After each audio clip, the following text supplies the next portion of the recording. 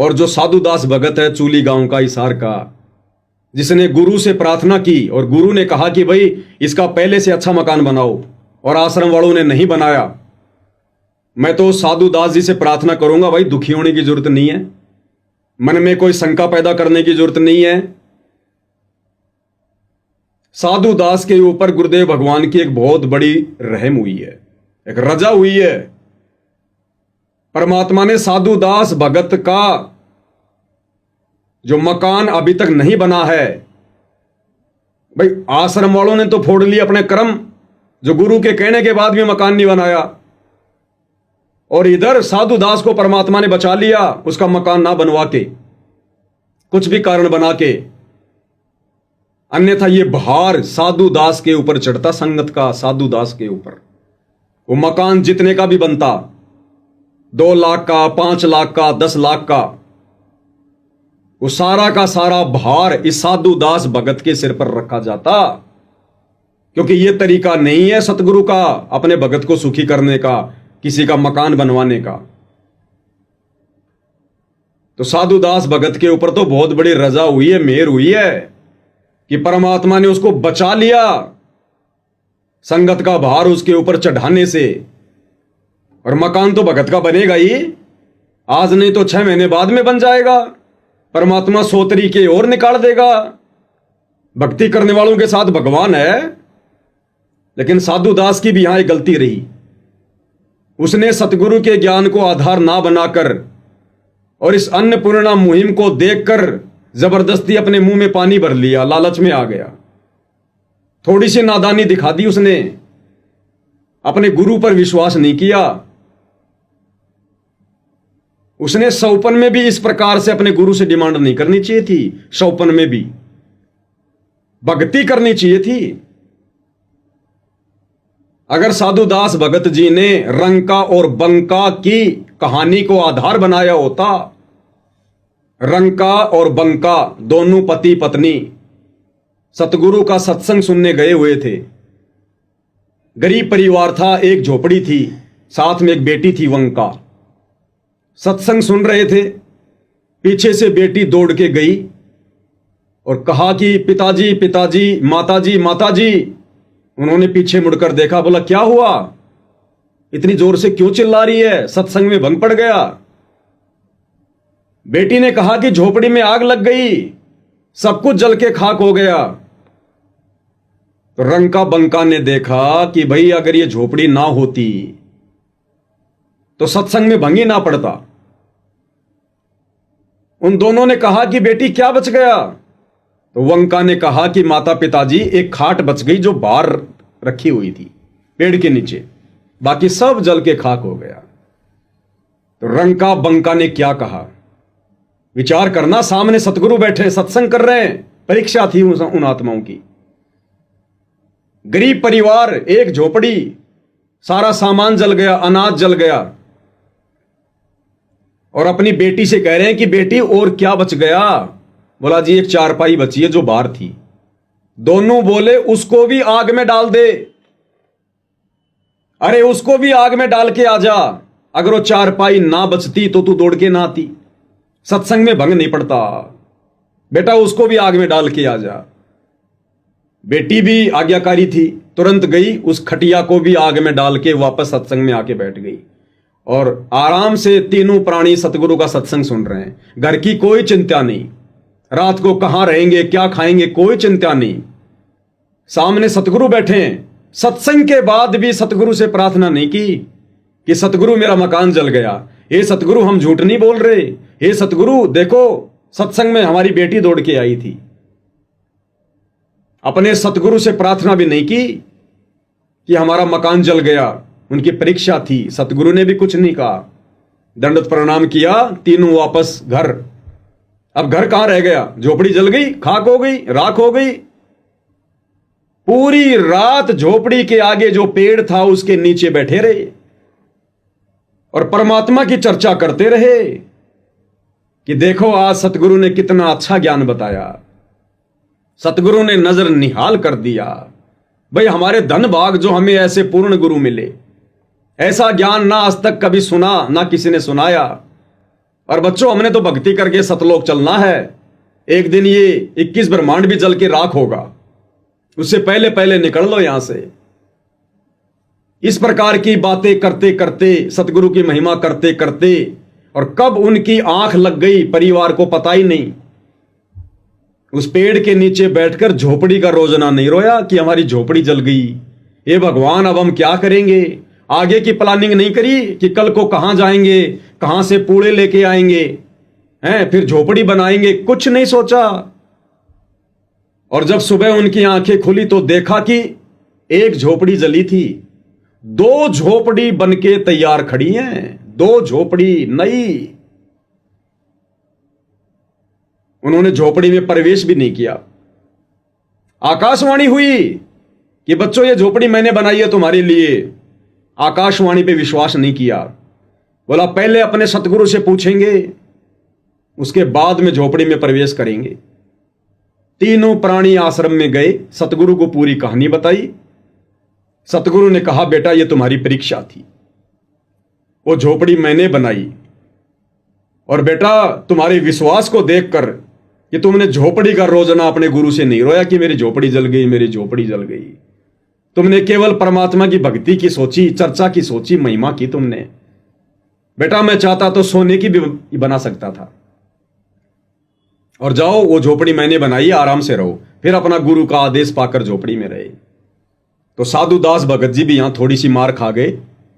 या तो उन्होंने सत्संग नहीं सुने या सुनकर विचार नहीं किया। अरे सतगुरु से झोपड़ी थोड़ी मांगनी है भगत ने। हर सत्संग में गुरु मना करता, बेटो कार कोठी मत मांगो, कार कोठी मत मांगो। बड़ी मुश्किल से तुम्हारा दाव लगा है कलयुग की बिचली पीढ़ी में, मांगने वाली चीज मांगो। भक्ति दान मोहे दीजियो, देवन के देवा हो। भक्ति दान मोहे दीजियो, देवन के देवा हो। जन्म पाया भूलो नहीं, करहूं पद सेवा हो। और हर एक चौपाई में परमात्मा ने क्या संदेशा दिया कि अष्ट सिद्धि और 9 निधि बैकुंठ का वासा हो, और सपने में इच्छा नहीं करूं गुरु आण तुम्हारी हो। ये परमात्मा मैं ना आपसे 9 सिद्धि मांगू, ना 9 रिद्धि मांगू, मैं आपसे बैकुंठ भी नहीं मांगता। बैकुंठ में तो महल है बड़े बड़े, झोपड़ी तो बहुत छोटी चीज है। केवल आपकी भक्ति मांगूंगा, मर्यादा मांगूंगा। आगे कह रहे सुख संपत्ति परिवार धन और सुंदर नारी हो, और सपने में इच्छा नहीं करूं गुरु आण तुम्हारी हो। ये परमात्मा मुझे इस गंदे लोक की कोई सांसारिक वस्तु नहीं चाहिए, कोई सुख नहीं चाहिए मुझे, कोई झूठी संपत्ति नहीं चाहिए, मुझे केवल आपकी भक्ति चाहिए।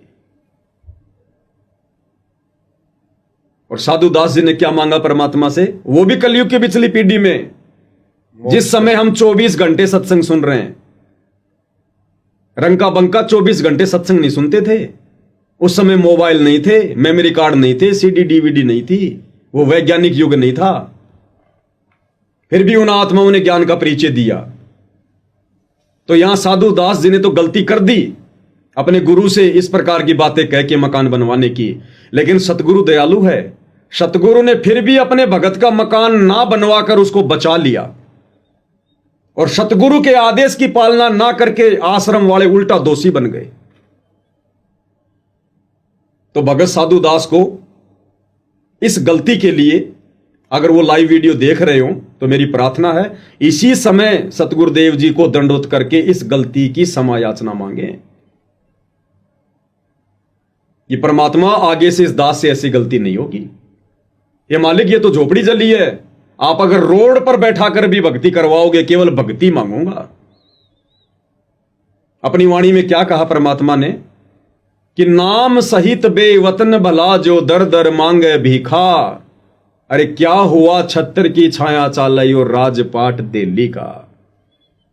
सतगुरु कहते हैं बच्चों, यदि तुम्हें नाम मिला हुआ है, भक्ति तुम्हें प्राप्त है, और यदि किसी कारण से तुम्हारे को देश निकाला भी दे दिया जाए, और यदि तुम्हारे को मजबूरी में भीख का कटोरा हाथ में लेकर मांग मांग के खाना पड़े, तो भी बच्चों निराश मत होना, अपने गुरु मेरे भक्ति में कोई दोष मत देखना, क्योंकि तुम्हें दुनिया की सबसे बड़ी संपत्ति ये नाम प्राप्त है।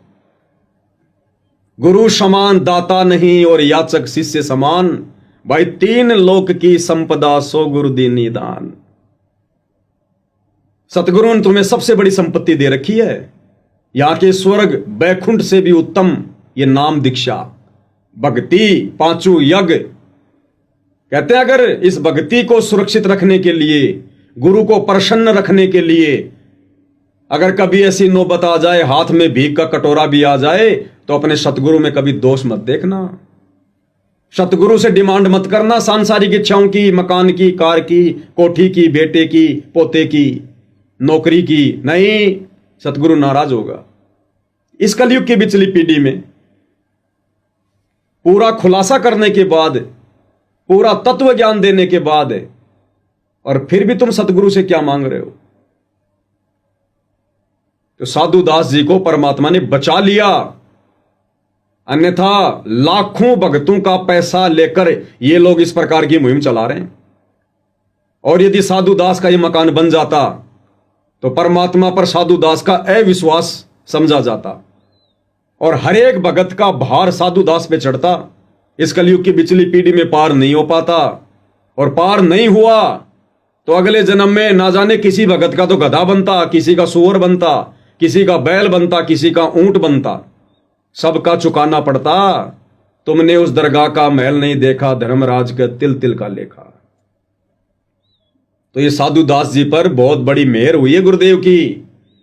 ऐसे मकान तो परमात्मा लाख बनवा देगा। अगर ज्यादा ही मन में इच्छा है तो भगवान तुम्हें बहुत बड़ा रियल एस्टेट का बिल्डर बना देगा। लेकिन सत्संगों को आधार बनाना, ऐसी इच्छा कभी मन में मत करना। गुरुदेव ने सम्मन की कथा बताई। सम्मन ने सतगुरु को भोजन करवाने के लिए आटा चोरी करते समय अपने बच्चे की गर्दन काट दी, और गर्दन काटने के बाद में सम्मन के मन में जरा सा दोष आ गया। उसको दोष तो नहीं कह सकते, लेकिन मन में जरा सा विक्षेप आ गया। एक बात आ गई मन में कि यदि आज मैं पैसे वाला होता, यदि आज मैं धनी होता, यदि आज मेरे पास में धन होता, तो मैंने अपने बेटे की गर्दन नहीं काटनी पड़ती। बस इतनी सी बात उसके मन में आई थी कि आज यदि मेरे पास में धन होता, परमात्मा ने उसकी वो इच्छा भी पूरी करनी पड़ी, और उसी जन्म में उसको दिल्ली का 1 नंबर का सेठ बना दिया। गुरुदेव कहते हैं सेऊ और नेकी तो पार हो गए, लेकिन वो भाई फंस गया मन में जरा सा विक्षेप पैदा करके। जबकि साधु दास जी ने तो मकान मांग लिया भगवान से, मकान।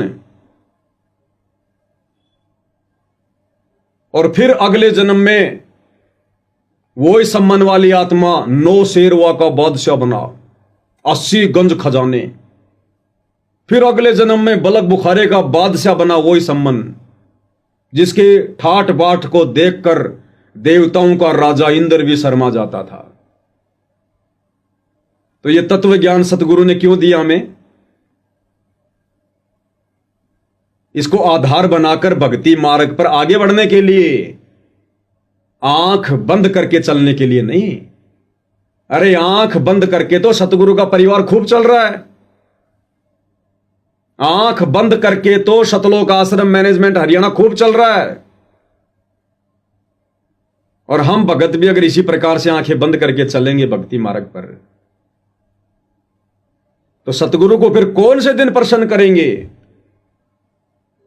क्या वही गलतियां करते रहेंगे जो गलतियां हम आज से पहले करते आ रहे हैं, सतगुरु को दुखी करते आ रहे हैं? अरे बड़ी मुश्किल से सतगुरु रिझा है, पता नहीं कौन से सौभाग्य से प्रसन्न हुआ है। कलयुग की बिचली पीढ़ी में आके हम डूबते हुओं को सहारा दिया है, और आज मोक्ष मांगने के बजाय कार, कोठी, बेटा, बेटी मांगते मांगते मर जाएंगे क्या? हमारी ये इच्छाएं, ये हवस कौन से दिन पूरी होगी फिर? जहां इच्छा, जहां आशा तहां बासा हुई, मन कर्म वचन सुमरियो सोई। हम तो फंस जाएंगे ही, काल फंसा लेगा, वो तो तैयार बैठा है, सावधानी हटी दुर्घटना घटी। तो कजोड़ दास जी, ये बहुत बड़ी एक दया, एक बहुत बड़ी मेहर मुझ पवन दास की नजरों में साधु दास जी के ऊपर हुई है। और आश्रम वालों ने गुरु के आदेश की अवहेलना करके उस भगत का मकान ना बना के अपने कर्म फोड़ लिए, और अनुपदेशी जगत वालों के फ्री में मकान बना बना के इस नादान संगत के सिर पर भार चढ़ा रहे हैं। भाई सतगुरु ने हमें क्या आदेश दिया कि बच्चों, ना हमने किसी का फ्री का लेना, ना किसी को फ्री में देना। ये आश्रम वाले क्या कर रहे हैं? अरे ऐसे वचन अपने भक्तों को कहने वाला भगवान गुरु क्या आज खुद अपनी जुबान से फिरेगा? क्या फ्री में अपने भक्तों के दान धर्म से लोगों के मकान बनवाएगा, लोगों के घरों में राशन डलवाएगा? फिर तो सतगुरु दोगला हो गया इन लोगों के अनुसार। तो भाई साध वचन पलटे नहीं, चाहे पलट जाए ब्रह्मांड। सतगुरु ने जो वचन भक्ति मार्ग पर निकाल दिए, क्योंकि सत्संग उनका विधान है। ये सत्संग भक्ति का विधान है, संविधान है। ये सत्संग आज भी भक्ति के आधार है, और जब कल को सतगुरु लीला करके सतलोक चले जाएंगे, उसके बाद भी यही सत्संग भक्ति मार्ग पर भक्तों के लिए आधार बने रहेंगे। तो सतगुरु ने तो स्पष्ट कह दिया, बच्चों हमने तो ये लेन देन को समाप्त करके अपने ऋण संबंधों को घटाना है, समाप्त करना है, और ना हमने किसी को फ्री में देना है, ना हमने किसी का फ्री में लेना है। अगर किसी की मदद भी करनी है तो उधार देकर मदद करो, ताकि समय आने पर वो तुम्हें पैसा वापस कर दे और तुम्हारे ऊपर भार ना चढ़े। अब यहां तो सरेआम फ्री में 15-15 लाख के मकान बनाए जा रहे हैं। उस घर में गैस सिलेंडर, अलमारी, राशन, आटा चक्की, सिलाई मशीन, पूरा दहेज का सामान दिया जा रहा है। भक्तों को ऋणी बनाया जा रहा है। जो जो भगत दान देकर सहयोग कर रहे हैं, ज्योति पाठ का पैसा देकर आश्रम वालों का सहयोग कर रहे हैं, वो सब दोषी बन रहे हैं परमात्मा के विधान अनुसार। ये परीक्षा क्यों ले रहा है सतगुरु इतना ज्ञान देकर 2014 से? यही देखने के लिए कि कितने भगत तैयार हुए सतलोक के लिए। जो यहीं पर ठगी का शिकार हो रहे हैं, वो त्रिकुटी पर तो सवते ठगे जाएंगे। ये हमारी रिहर्सल चल रही है, ये ज्ञान और अज्ञान की लड़ाई चल रही है। गरीब कच्चा हीरा किरच हो नहीं सह घनमार, ऐसा ये मन हो रहा लेखा लेकर तार। तो ये सारा का सारा जो ये प्रोपेगेंडा है, ये मान बढ़ाई और चौधर के लिए है, और ये काल करवा रहा है इन आश्रम वालों के सिर पर बैठकर, सतगुरु के बेटा बेटी भाई बंधु रिश्तेदारों के सिर पर बैठकर। और यहां नादान संगत ने विचार करना चाहिए था, जैसा कि आप जी ने वीडियो की शुरुआत में भाई बहनों से प्रार्थना की थी कि भाई और बहनों, ये देखा देखी का मार्ग नहीं है। ये देवकी नंदन ठाकुर का, धीरेन्द्र शास्त्री का, अनिरुद्धाचार्य वाला भक्ति मार्ग नहीं है। इस भक्ति मार्ग पर काल कदम कदम पे छलेगा, जाल फैलाएगा, और हमने आंखें खोल के चलनी है। हमने ये सोचकर किसी पर आंख बंद करके विश्वास नहीं करना कि ये गुरुजी का बेटा है, ये गुरुजी की बेटी है। अरे गुरुजी के बेटे ने तो सतलोक में हमारे को ठग लिया। वो ज्योति निरंजन गुरुजी का तो बेटा था, उस बेटे के चक्कर में आ गए हम सतलोक में। आज हमें गधा कुत्ता सुअर बना के घुमा रहा है यहां, और आज जब वापस सतलोक जाने का समय आ रहा है तो वही गुरुजी के बेटा बेटी फिर से काल प्रेरणा से हमें ठगने को तैयार हो गए। तो भक्तों ने यहां अपने गुरु के ज्ञान को आधार बनाकर भक्ति मार्ग पर कदम रखना है। यह परिवारवाद वाला मार्ग नहीं है, वंशवाद वाला मार्ग नहीं है, भाई भतीजे वाद वाला मार्ग नहीं है कि गुरुजी का बेटा कहेगा वैसा करेंगे, गुरुजी की पत्नी कहेगी वैसा करेंगे। कौन है गुरुजी की पत्नी, कौन है गुरुजी का बेटा बेटी? गुरुदेव ने स्पष्ट कर दिया, बच्चों यदि तुम मुझे परमात्मा मानते हो, कबीर साहब मानते हो, तो कबीर साहब इस गंदे लोक में कोई ये अंडे देने के लिए नहीं आता, यानी बच्चे पैदा करने नहीं आता। वो परमात्मा कोई अलग पक्षी थोड़ी है जो आसमान से अपना बच्चा यहां छोड़ेगा अंडा। तो गुरुदेव ने कहा कि बच्चों, समझदार को संकेत काफी है। ये बेटा बेटी की, रिश्तेदारों की, पत्नी की, ये तो परमात्मा एक लीला करता है इस काललोक के अनुसार, एक परिवार में आने की। जैसे आदरणीय गरीबदास जी आज से 350 साल पहले आए, खुद परमात्मा थे, बंदी छोड़ थे, किसी मां के गर्भ से नहीं आए, लेकिन लोगों की नजरों में मां के गर्भ से। वही किसान परिवार, वही जाट परिवार, 6 बच्चे और सतगुरु का पद, वही लीला सतगुरु रामपाल जी कर रहे हैं। जाट परिवार, किसान परिवार, 4 बच्चे, शादी और आज सतगुरु की भूमिका। और अंत में जब गरीबदास जी गए शरीर छोड़ के, उनकी अस्थियां नहीं मिली। उसके बाद में उनके गांव वालों की, उनके परिवार वालों की आंखें खुली कि भाई ये तो साक्षात पूर्ण ब्रह्म परमात्मा थे, शब्द स्वरूपी राम थे, और हम तो धोखा खा गए इनको अपने जैसा व्यक्ति मान के, मानुष मानकर, अपना बाप मानकर, अपना ताऊ मानकर, अपना चाचा मानकर। तो वही लीला परमात्मा आज कर रहे हैं सतगुरु रामपाल जी के रूप में। और हम सोच रहे हैं इन्होंने जन्म लिया है, इन्होंने बच्चों को जन्म दिया है। ये परमात्मा 1 सेकंड में क्या लीला कर जाए, काल को भी नहीं पता चले हम जीवों की क्या औकात। तो हमने तो ज्ञान को आधार बनाकर, सतगुरु को स्वयं कबीर परमात्मा मानकर, अजन्मा मानकर, स्वयंभू मानकर कि ये सतगुरु रामपाल जी भगवान स्वयं कबीर परमात्मा है और कोई शक भी नहीं है। और ये किसी मां के गर्भ से जन्म लेके नहीं आए। अगर मां के गर्भ से जन्म लिया है तो ये परमात्मा नहीं हो सकते, और ये परमात्मा नहीं हो सकते तो फिर हमारा भी उद्धार नहीं हो सकता, हम भी सतलोक नहीं जा सकते। क्योंकि आत्माओं के मोक्ष के लिए स्वयं कबीर परमात्मा सतलोक से चलकर सतगुरु का चोला धारण करके यहां आते हैं। हम नित्य नियम में रोज पढ़ते हैं लास्ट में, गैबी ख्याल विशाल सतगुरु अचल दिगंबर थीर है, और भक्ति हेत अन्य काया धर आए, अविगत सत्य कबीर है। तो ये वो कबीर परमात्मा स्वयं धरती पर प्रकट है। ब्याह शादी करने की, बच्चे पैदा करने की मालिक लीला करता है, जैसे गरीबदास जी ने की। ये अपनी पहचान अपने तत्व ज्ञान से करवाएगा, और संगत यहीं पर धोखा खा गई। संगत ने सतगुरु के कलयुगी परिवार की पूंछ पकड़ ली, उस परिवार ने काल की पूंछ पकड़ रखी है। अब अंत में संगत को कहां ले जाके छोड़ेंगे ये? समझदार भगत को तो संकेत ही काफी है।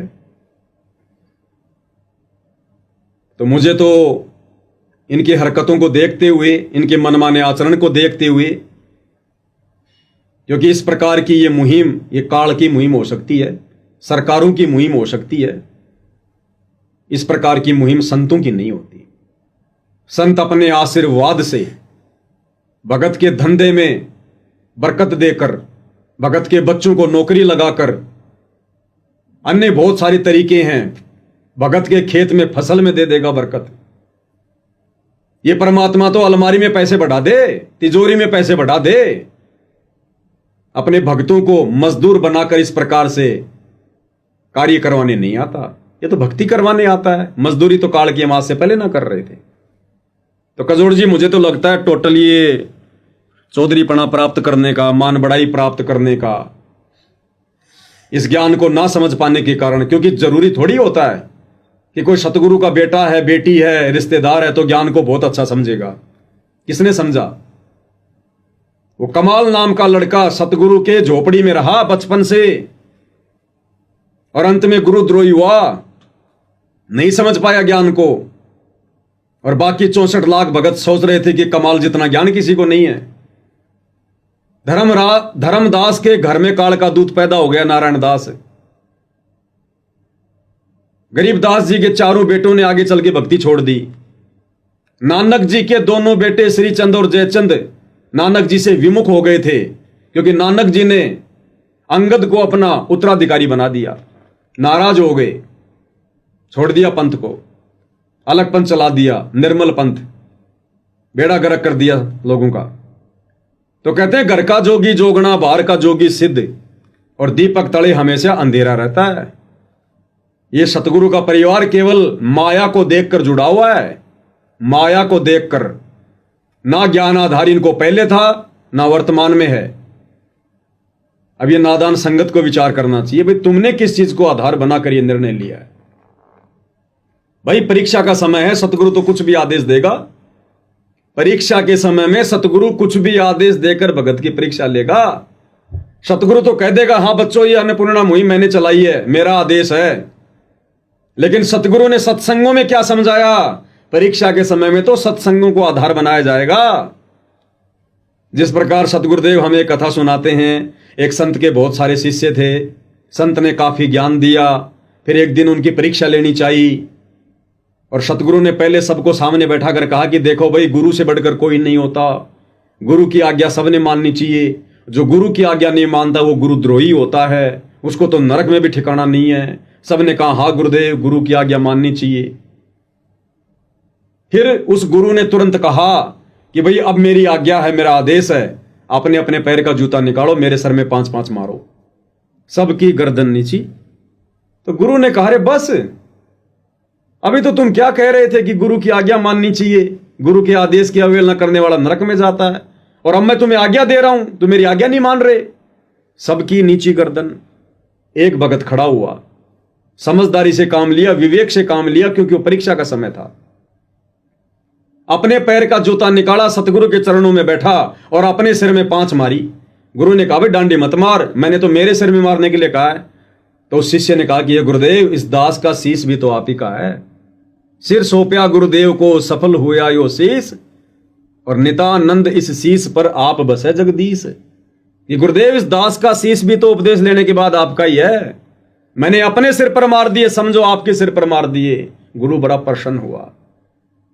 मैं गारंटी के साथ कह सकता हूं कजोड़ जी, उस समय यदि उस संत के सामने गुरुजी के बेटे बैठे होते, गुरुजी की बेटियां बैठी होती, गुरुजी का भाई बैठा होता, ये कोऑर्डिनेटर बैठे होते, और गुरु कह देता कि भैया मेरे सर में 5-5 जूते मारो, ये 5 नहीं 10-10 मारते कि कुछ विशेष वस्तु मिलेगी। गुरुजी कह रहे हैं, गुरुजी की आज्ञा है, हम तो गुरु की आज्ञा में चलते हैं। ये बुद्धि विवेक का इस्तेमाल नहीं करते, जैसा वर्तमान में नहीं कर रहे, ये नादान संगत नहीं कर रही। अरे एक टीचर साल भर तक पढ़ाता बच्चों को, भारत की राजधानी नई दिल्ली, भारत की राजधानी नई दिल्ली, और वही टीचर उन बच्चों की परीक्षा के लिए परीक्षा में सवाल बना के देता है भारत की राजधानी क्या है। और उस समय यदि कोई बच्चा पूछे कि गुरुजी भारत की राजधानी क्या लिखूं, बंबई लिख दूं क्या, तो टीचर उसको सही आंसर नहीं बताएगा। टीचर कहेगा बेटा जो तेरे को अच्छा लगे वो लिख दे, क्योंकि टीचर को पता है कि मैंने तो साल भर क्या पढ़ाया, इसने ध्यान दिया नहीं, अब ये मेरे से पूछ रहा है। अगर मैं इसकी मदद करूंगा इस समय तो मैं इसका दुश्मन हूं। ये बच्चा फिर कभी नहीं सुधर पाएगा। तो टीचर परीक्षा के समय में बच्चे की कोई मदद नहीं करता, और उल्टे उल्टे सवाल करके, क्या टीचर को नहीं पता भारत की राजधानी क्या है? उसमें 4 ऑप्शन क्यों लिख रहा है? दिल्ली, बंबई, कलकत्ता, महाराष्ट्र, बच्चे की परीक्षा के लिए। तो अगर ये अन्नपूर्णा मुहिम, पहली बात तो सतगुरु जी अपनी तरफ से कोई आदेश नहीं देंगे, ये भी काल प्रेरणा से इन आश्रम वालों ने लोगों की सलाह से, जगत वालों की सलाह से सतगुरु से हिसार जेल में जाके प्रार्थना लगाई होगी। अब सतगुरु को तो मौका मिल गया भक्तों की परीक्षा लेने का, ये तो बहुत अच्छा काम हो गया, क्योंकि सतगुरु को अपने परिवार की हकीकत का तो पहले पता था। अगर ये परिवार ज्ञानवान होता, मर्यादा में होता, तो बरवाला कांड ही ना होता। तो सतगुरु को तो अच्छे से पता था उनके बारे में। जब ये इस प्रकार का ये प्रस्ताव सतगुरु के पास लेकर गए, तो सतगुरु ने देखा रे तो बहुत अच्छी बात हो गई, इन्होंने तो अपने कर्म फोड़ने मुझे मानुष मानकर, इस बहाने संगत की भी परीक्षा हो जाएगी। सतगुरु ने कह दिया बच्चों ठीक है, तुम्हें जैसा उचित लगे करो, बहुत अच्छी बात है। इस बात को इन्होंने संगत में यह कहकर वायरल कर दिया कि गुरुजी का आदेश है, गुरुजी का आदेश है, गुरुजी का आदेश है।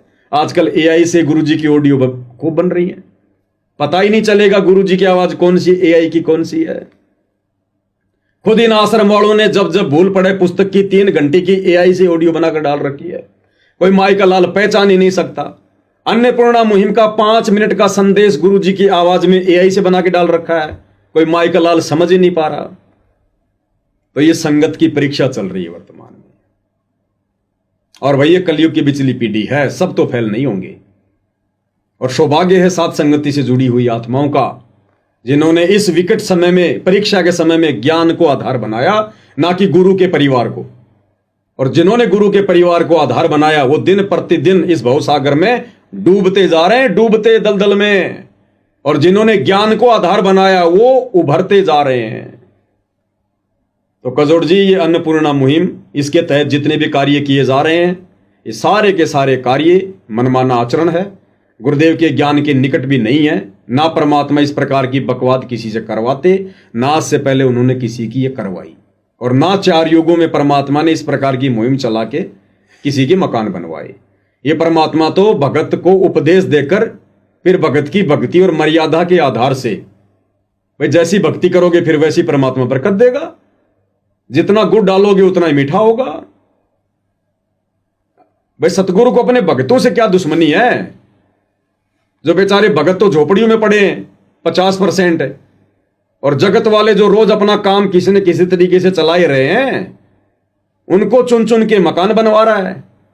तो सतगुरु कुछ नहीं करवा रहा, जो भी वर्तमान में हो रहा है सब काल प्रेरणा से हो रहा है।